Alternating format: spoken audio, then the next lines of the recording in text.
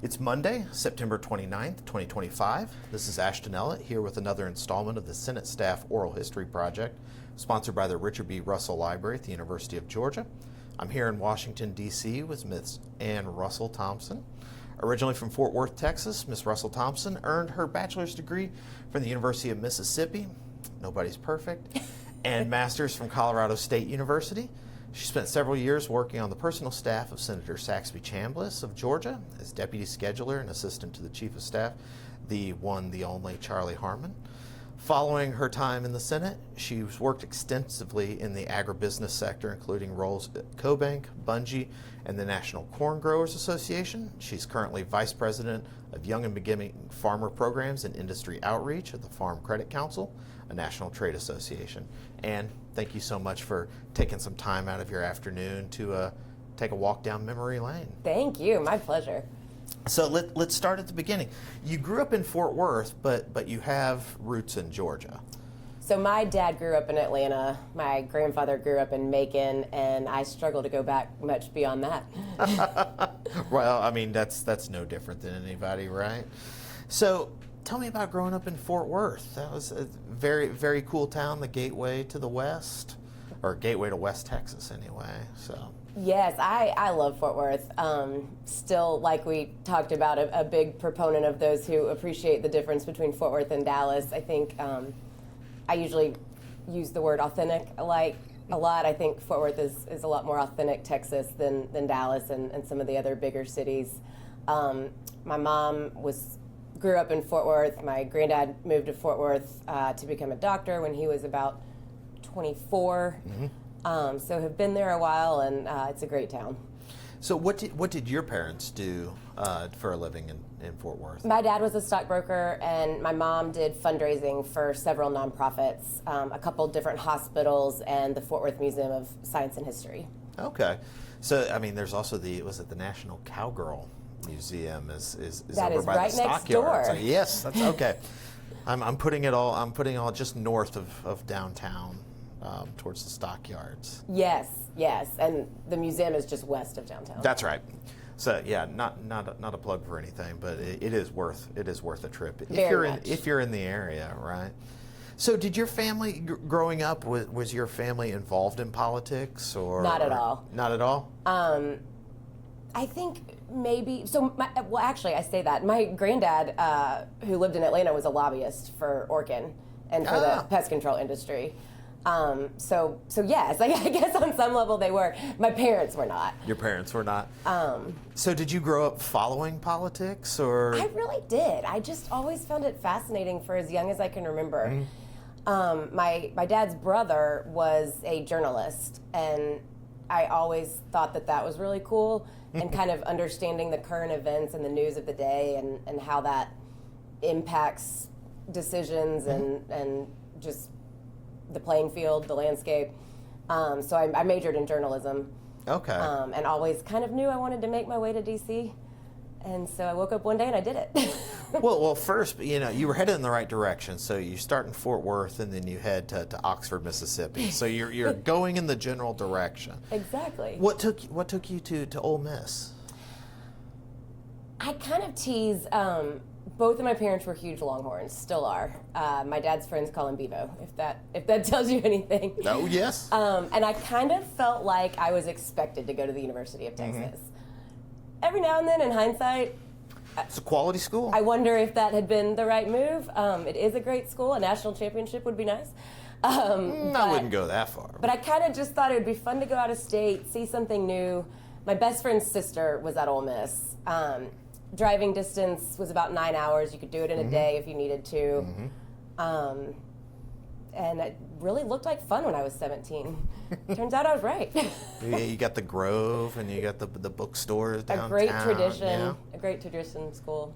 So you headed out to Ole Miss and majored in journalism. Did you have any professors or anybody who really influenced you and your sort of direction in life out there? My junior or senior year, I can't remember which one, but a professor named Robin Street was very transformative. I wish I still kept in touch with her, but she was my public relations course teacher. I kind of in the journalism school, you can have an emphasis in public Sure. relations, and I did that. And that was a bit of an aha moment. It was just like, oh, this stuff all makes sense to me. Like, this clicks. I like this stuff. Right. And so while I've never straight done public relations, I think it's influenced everything I've done. So a lot of folks who get involved in politics were active, if not in political campaigns on campus, but like student government or Panhill or IFC. Was that you? No. No?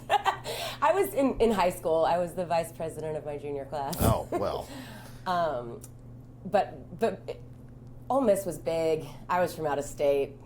It just wasn't really the thing I was going for. I see. I don't know what that thing might have been, but it wasn't that. It was probably better football tickets.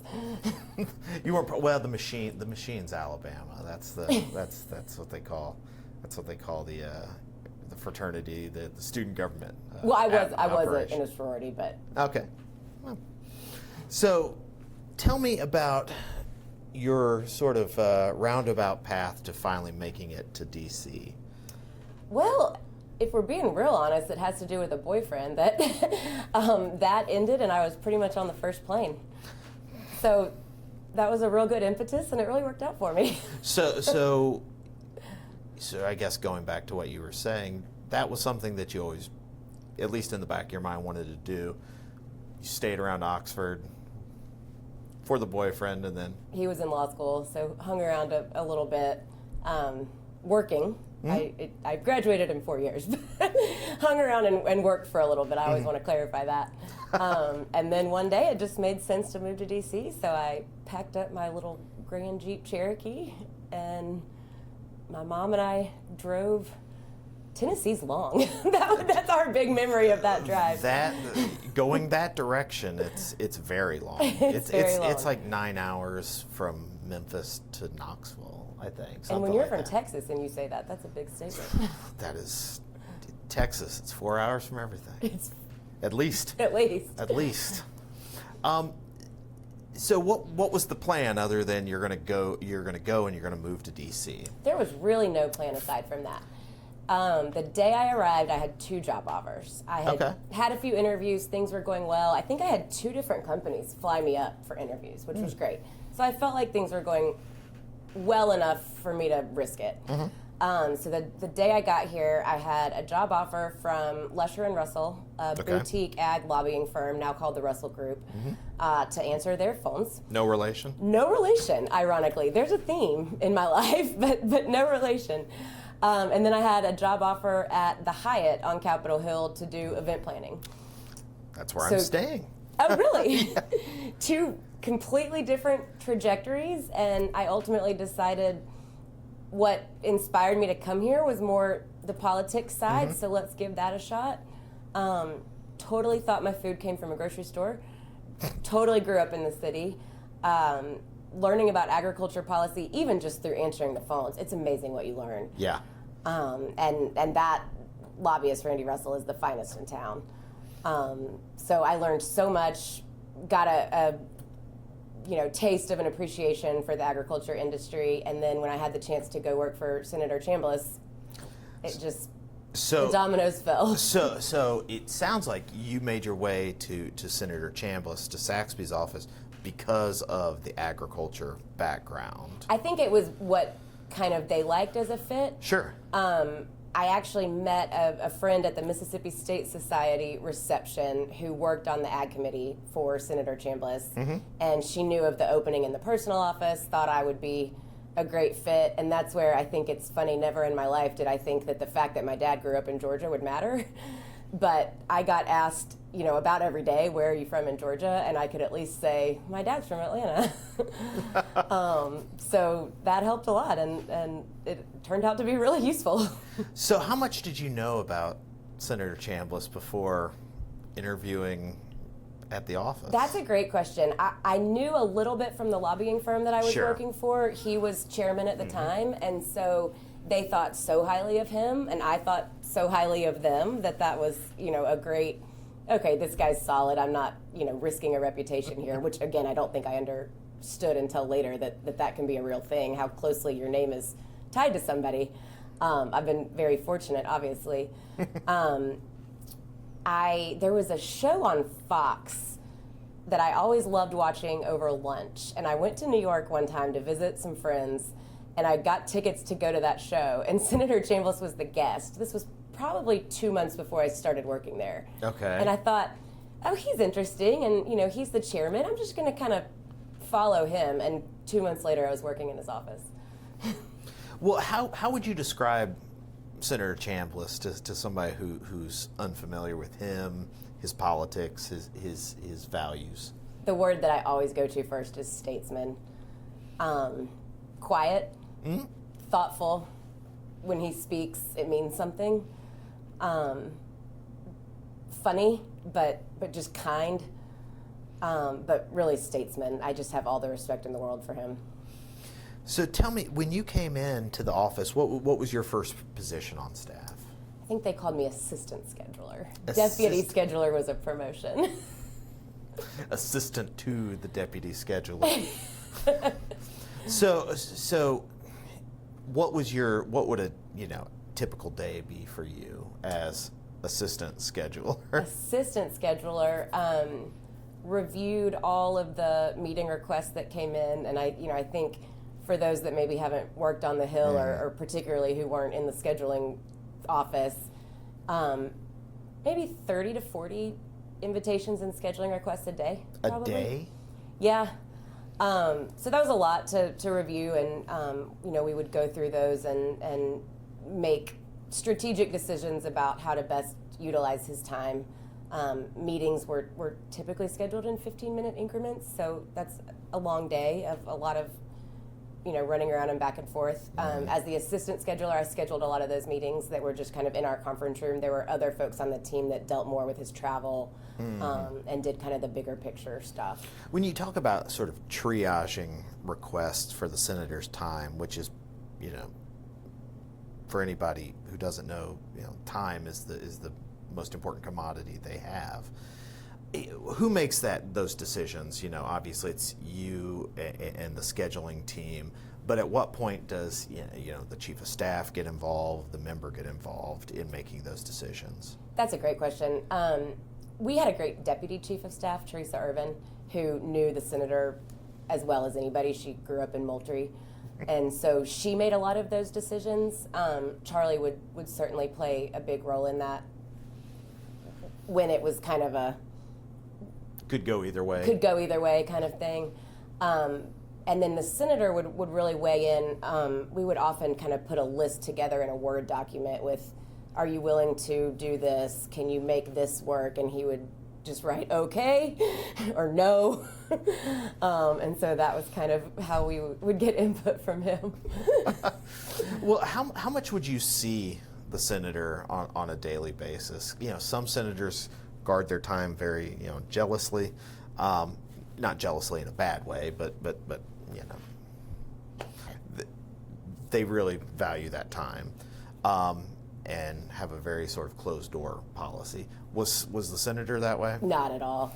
He had a very, very open door policy. I think he was closer to the staff than a lot of stories I've heard from friends who've worked in other offices.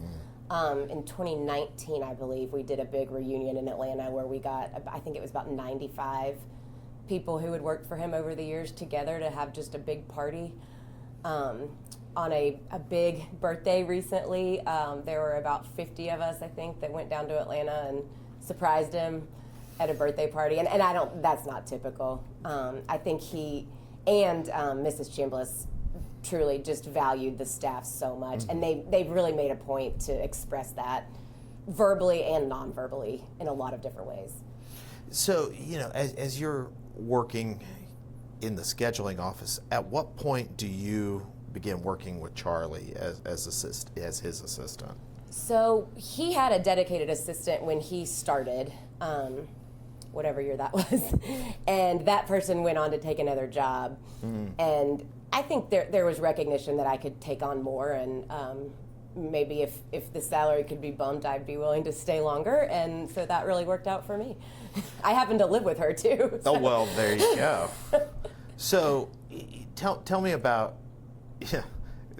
working your day-to-day with the scheduler, how did that compare to working directly for Charlie? I don't think much compares to working directly for Charlie. His institutional knowledge of the Senate and his just strategic mind was so fun to watch. But everything was moving, 500 miles a minute. Everything was a priority. When everything's a priority, is anything a priority? But I think it was. But he certainly moves fast. He was fun to keep up with, and it was just fun to watch his wheels turn. And I learned so much from him by just being involved at that level and watching his communications, having access to his emails, things like that. I just learned so much. Now, would you go with Charlie to meetings, or was that outside the purview of your job? I absolutely would when it made sense. And he always had that lens of wanting to mentor and teach and show, because that really is how you learn. I'll never forget one time we were interviewing interns for the SPIA internship, and he had me go to Athens with him to sit in those interviews and help select our intern, and that really meant a lot to me. There wasn't a ton of travel involved in this role. We would do staff retreats in Georgia every now and again, but getting to go to Athens with Charlie was really special, and it just says a lot about how much he wanted to teach and mentor. And now, were you able to do anything, related to agriculture or agribusiness while you were on the staff? I really didn't, but because my really close friend worked on the committee, I just got to know the committee staff probably better than a lot of folks in the personal office. I just had a relationship there. The staff director always was very kind to me. She ended up hiring me at Bungie 2 jobs after I left the Senate. And so just really maintained those friendships. And then when I got off the Hill, that network was just, I didn't expect that, but it was really cool to work in ag, and I knew somebody everywhere already. Right. So I mean, that would be, one of the questions I was about to ask, which is how many of, as you're scheduling and you're working with Charlie's schedule, how much of the people coming in and wanting to see the senator and of the people who made the request, made the calendar, were related to ag issues? That's a good question. As chairman, I would ballpark figure, call it 25%. Mm-hmm. So a good portion. Right. And then of course, I guess it was 10 months after I started was an election where he was subsequently ranking member, and so that didn't take quite as much time. But that was during the development of the 2008 Farm Bill, so right, probably more than it would have been in a non-Farm Bill time frame. So one of the questions I always have, especially when they're on staff, when the majority of the Senate changes, is what did that mean for the staff, and did it impact how the staff operated vis-a-vis when the Republicans were in the majority? I think that's one big difference between the House and the Senate, right? In the minority in the Senate, you still have a voice. Things really didn't change that much. Staff-wise, numbers-wise, nothing changed in the personal office. The committee, I think, gets a little bit less resources, and then they got booted out of their prime office suite. So that was different. Right. But other than that, I don't think it's nearly the dramatic turn that it is in the House. How much interaction did your office have with Senator Isaacson's office? Oh, wow. That's a great question.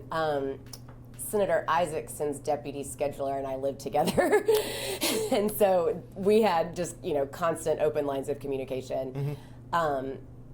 Senator Chambliss and Senator Isaacson would often tell the staff, because, staff up here, type A personalities, right? We could get competitive. But I think that they did such a great job of leading by example and saying, if Georgia wins, we all win. They certainly both had their areas that they were experts in. Senator Isaacson with healthcare and, I think Foreign Relations Committee, if I'm recalling correctly, and then certainly Senator Chambliss with ag and intel, and, they had their fields of Veterans expertise. Affairs, VA. Armed Services Committee. And they really, Isaacson, yes. But they really balanced each other well from an expertise perspective, and I think that they really just led and followed, and it really worked out. I don't think I fully appreciated at the time how unique that relationship was. And in hindsight, that is really cool and something to be proud of, that their attitude and mentality was always, it doesn't matter who gets the quote, it doesn't matter who gets the press clip, if Georgia wins, we win. So you mentioned the Farm Bill, which was always the priority for the committee, which meant it was a priority for the senator. But what pieces of legislation or real episodes really stand out in your mind from your time spent on the staff for those 4 years you were there? Immigration. I can remember getting bricks to build the wall in the mail. And then I remember when Senator Chambliss was part of, I think it was one of the original. One of the gangs. Gangs of 8. One of the gangs. And it was Secretary Chertoff, the Commerce Secretary at the time, Senator Kennedy. He was hosting a meeting in our conference room, 416 Russell, and it went so late they needed Chinese food. And I thought delivering those 8 or 10 men, I think, Chinese food was about the coolest thing I had ever done in my entire life. Gutierrez, that's right. Yes. Commerce Secretary Gutierrez. I was sitting there, I was like, I could remember Bush's first, I think his name was Evans, but it was like, the Secretary of Commerce is not, it's, I don't think it's a household name. I don't think often, so. But you brought him Chinese food. I did, and I felt so cool and important. So immigration, the sort of a hot button issue. You would have also been there between 06 and 10. The financial crisis. Yeah. Former staffers who describe that time, I usually say it was probably more dire than the general public understands or understood at the time. So. Tell me about what it was like working in the senator's office with these sort of huge bills that were coming through very quickly. What was that like? One thing that stands out to me is we would always try to give the front office a break.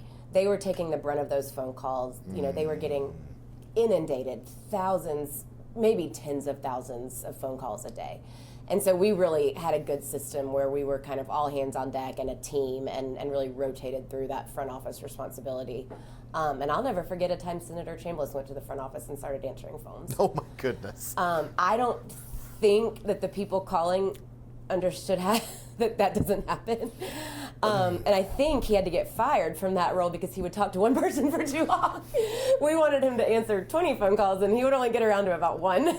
That sounds about right. But he was having one good conversation that probably meant a lot. And hopefully that person spread the word. Well, it reminds me of what Senator Talmadge would do is he would make the phone call and he would be on the phone for maybe 10 seconds and he's like, all right, now I'm going to hand you off. Oh, that's brilliant. That way he had made the contact, but then was off the phone handing it off to an LA or a correspondent, and that way people could say they spoke to the senator. That's brilliant. Which, Senator Talmadge was a legend, and one of his big things was constituent service, and that seems to have been a trend for most Georgia senators throughout at least the time period that we're covering. Did the senator expect you to respond to everybody, even no matter how far out they were on either side, or maybe no side? What was that expectation like for constituent service? The bar was high, and I think not long after I started, we implemented a new system in the mailroom that just really made things turn faster, approvals moved faster, and so the backlog of mail coming through was just a lot faster. I'm dating myself, but obviously we've talked about the dates. This was all still snail, not all. This was largely snail mail for the most part. And the volumes that we had, I can't imagine now that it's, the click of a button and how they're I guess you're responding back with the click of a button more often than not too, but no, I always remember Senator Chambliss talking about the proudest thing, the thing that he was the most proud of as far as constituent service was helping those caseworkers, people with Social Security issues, people looking for their VA benefits. That was always such a priority to him, and he would express that, and so that team, the bar was really high there, and they lived up to it. So, this is such a high energy, fast-paced job. How do staffers maintain that sort of level of intensity? Well, it's really easy in your 20s. Right? I remember that. I used to say there had to be more hours in the day, and there's no way things started at 10, 11 o'clock at night. Like, that can't possibly be true. Right? Well, the post events, I guess, started that late. But no, I really think, at least myself, had such a sense of importance that we were really changing the world. And that's very energizing. Well, I wish I had more of that now. Well, I think folks who don't get up to Washington, don't visit, their senator or representative's office, don't realize how young the staffs are, and the people who, the members very important. Obviously, they're essential, but if the senator's not there for a few days or a few weeks, Senator Chambliss did lots of codels and travel.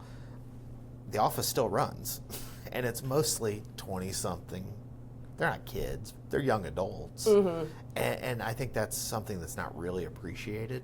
I think you're nearly right. enough.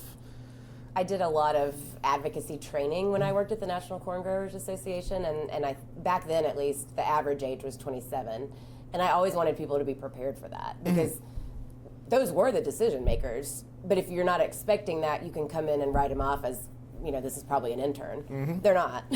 Well, and I think that age, 27, I think that is even a little misleading because it's skewed by the Charlies of the world who are the professional staffers who have led multiple offices, Senator Nunn's office, Senator Miller's office, Saxby's office, that those folks who have made that their career because they're so good at it, they stick around and do it well. So I think that number is probably a little skewed. It's sort of like when the high school kids volunteering at the election at the polling office when it's the old church ladies, right? And the retired guy over there, the outlier, from Malcolm Gladwell. Exactly, the outlier, the exception that proves the rule. So, obviously, not everybody stays on staff forever, and that was true of you as well. When did you start sort of plotting your exit from Senator Chambliss's office? Well, unfortunately, it was during the economic downturn. What a great timing! Yeah, I just really got a lot of foresight. I had been there about 4 years, and there was just kind of wide recognition that I needed to grow, and there just wasn't going to be an opening internally. I would have stayed there forever. There was wide recognition among Kate, Charlie, Teresa, the team. Certainly they only said it in a way to be helpful. Sure. You need to go spread your wings a bit, and I think that was right. I would have stayed forever if it had made sense.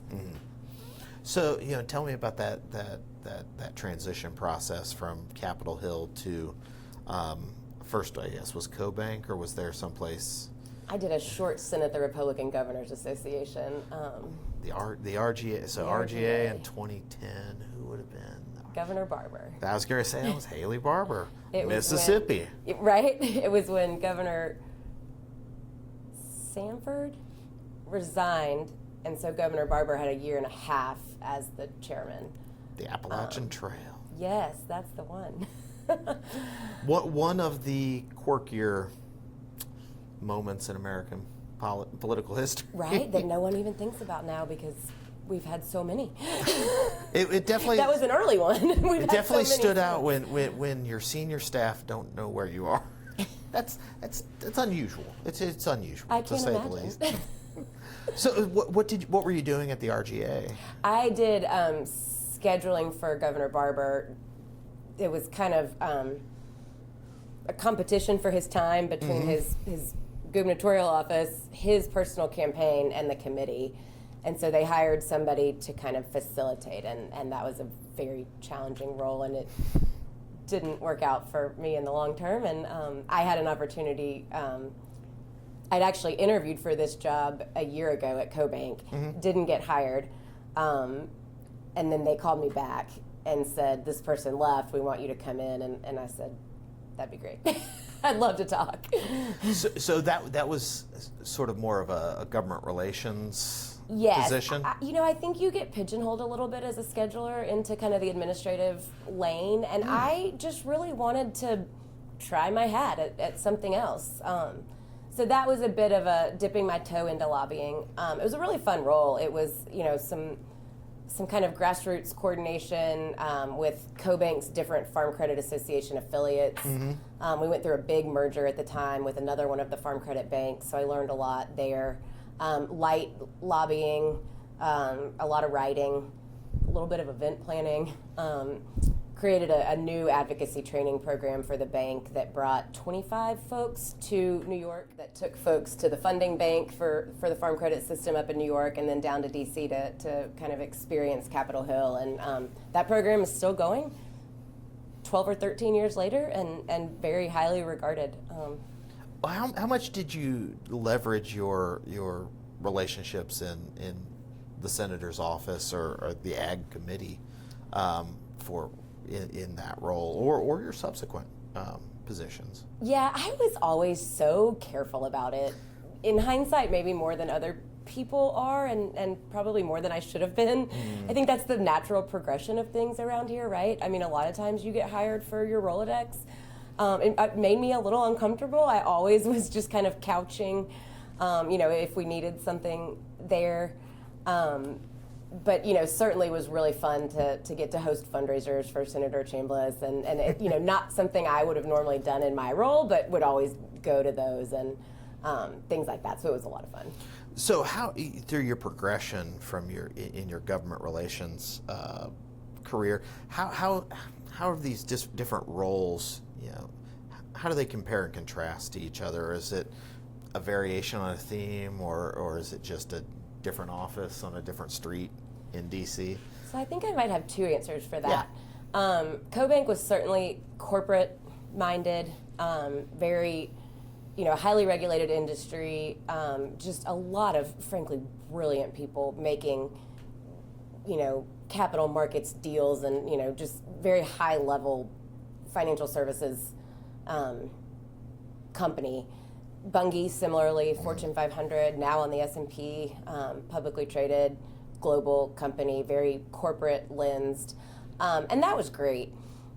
I'm a trade association person, and when I went to the National Corn Growers Association, all that customer service experience, I was like, this is where I need to be, and this is what I'm going to do. Did you know that before you got to I think I thought it. Okay. But I just hadn't had the right chance, the right opening, the right timing. So I think that's an important insight that I think folks who are thinking about working in and around sort of government adjacent career. What is it about the trade associations that sort of drew out your personality, your experience in a way that the corporate offices didn't necessarily, or at least to the same extent? I just feel like in a lot of ways, and this is probably speaking more from working at Bunge and working with their trade associations, that's just where the work gets done. When industry can come together with one message, that's when things happen. And so the corn growers, having individual members looks a little bit different than that. But I just, the members really drive the policy, but it's kind of the trade associations that are on the front lines here in DC. And there's just something that clicks for me about that. Okay. So when I think of the National Corn Growers Association, the first thing, there are two things that come to mind: ethanol and high fructose corn syrup. Is that, am I being short-sighted, or are those? Not at all, and that's a yes and a no, and that's a great question. Ethanol, yes. It's a trigger word for me now that I'm gone. There is so much emphasis on biofuels and ethanol policy, and the corn growers is as involved in those discussions as anybody. High fructose corn syrup, there's actually a different trade association, the Corn Refiners Association. Of course there is. That really focuses on more of the ingredient piece, the food piece. Interesting. And so it always was a bit of a mentality of they'll lead there, we'll follow, and then we would always hold hands with everybody who was leading on biofuels. So I assume there was, obviously a lot of the work was done here in D.C., but were there lots of trips to Iowa and Illinois as well? I have been to Iowa and Illinois. Yes, I actually am on a mission to hit 50 states by 50 years. Oh, yeah? And working in ag has really helped me out on that. I can only imagine. So, that's... So I'm thinking, growing up in Illinois, but I grew up more in the soybean part of Illinois than the corn part of Illinois. Although it's not Iowa or Nebraska for that matter. Well, Illinois has beaten corn in different years and beaten Iowa in corn production in different years. Interesting. They have a...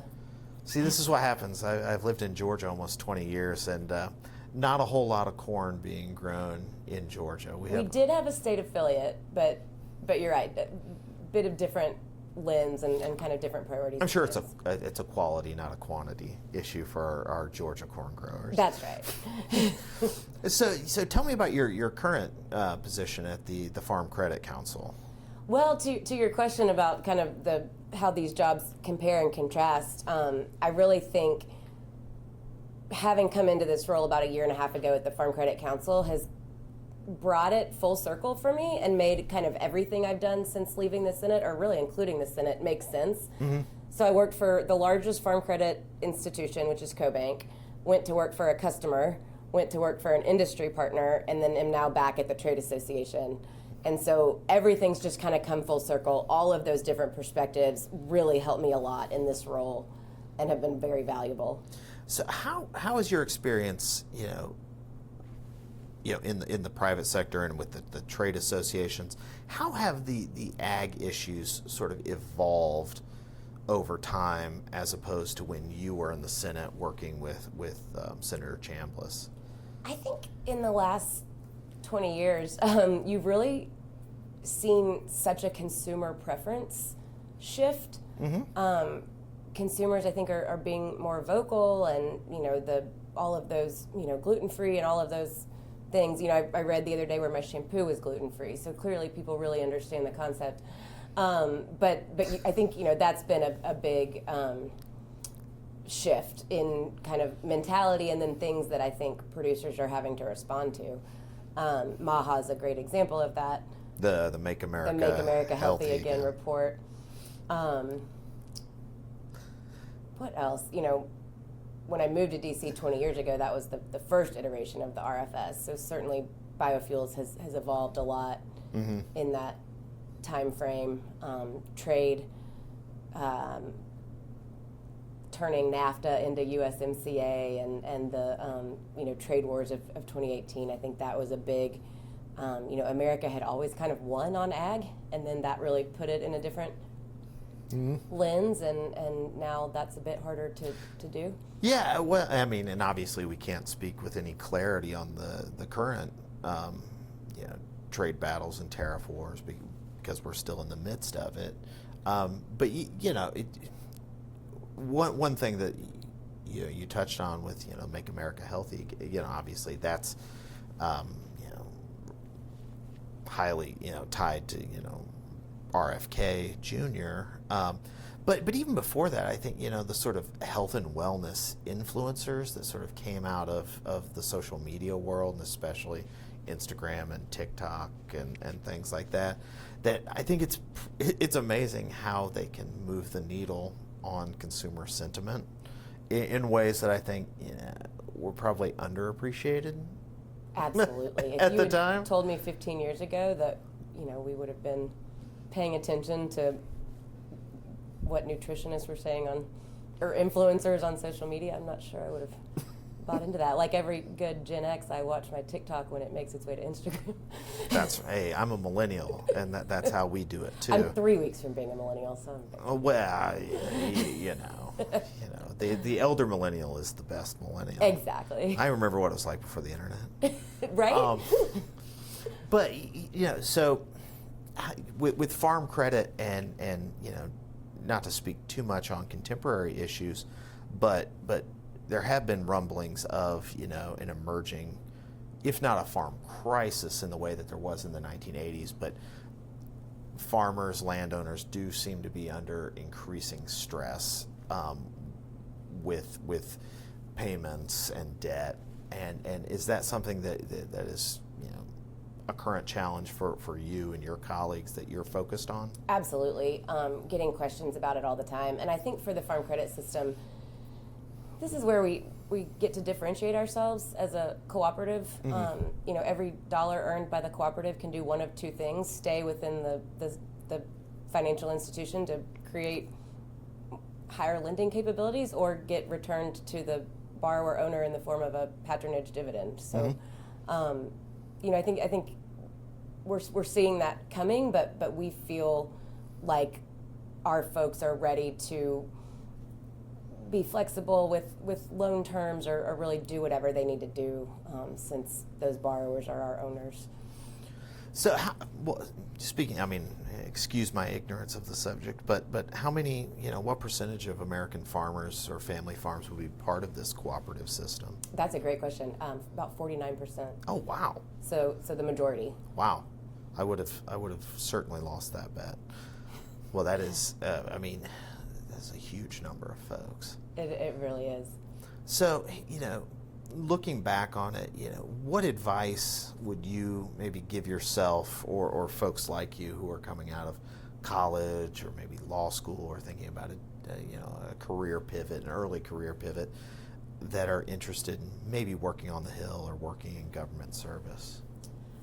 I think just stay open-minded. I never would have seen myself working in agriculture for 20 years. But I feel like it found me as much as I found it, and I think it's been a great fit for me. I really can't imagine not doing this now.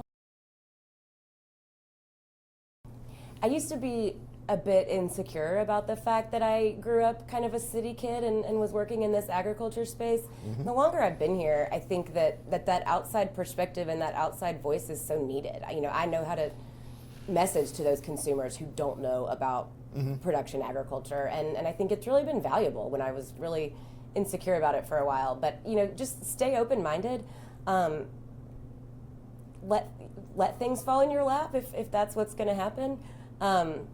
But I think certainly always be preparing yourself. I'm a big Stephen Covey fan, so I think number 6 maybe of 7 is sharpen the saw. So, keep doing things to better yourself, keep doing things to put yourself in the position that when something does come to you, you'll be ready for it. Well, you say, you're a city kid and you grew up in the cities, but, urban farming and vertical farming, I'm told that's the wave of the future. I think not to feed the world, but there's certainly going to be a place for it. Well said. Well, anything else you'd like to say or record on, for posterity about Senator Chambliss or any of the great folks you worked with on the staff? Yeah, I may just elaborate a minute. I think when I went to work in the Senate, I didn't fully appreciate that your name was going to be tied to that member of Congress as long as your resume is around. And I feel so incredibly lucky that a bit on a whim, my name got to be tied to Senator Chambliss's, and it has served me so well in my career. I think I've gone in a lot of rooms and had instant credibility because I can say I worked for Senator Chambliss. It's been so valuable to me, and I'm so grateful. Well, I'm sure the Russell name hasn't hurt either. So. I wish it meant a little more than it does. It means as much as anybody puts any weight they put to it. It was fun to be Ann Russell working in the Russell building and telling everybody he was my great-grandfather. I think I said great-uncle because everyone knows he didn't have kids. That's right. absolutely right. That would have pegged you as a fraud Right? immediately. But no, this has been great. Thank you so much, and thank you on behalf of the Richard B. Russell Library, and thank you on behalf of your former boss, Charlie Harmon, who helped set all this up. And thank you to Randy Knuckles and the good folks of Denton for providing the space for this interview. Well, thank you. Much appreciated.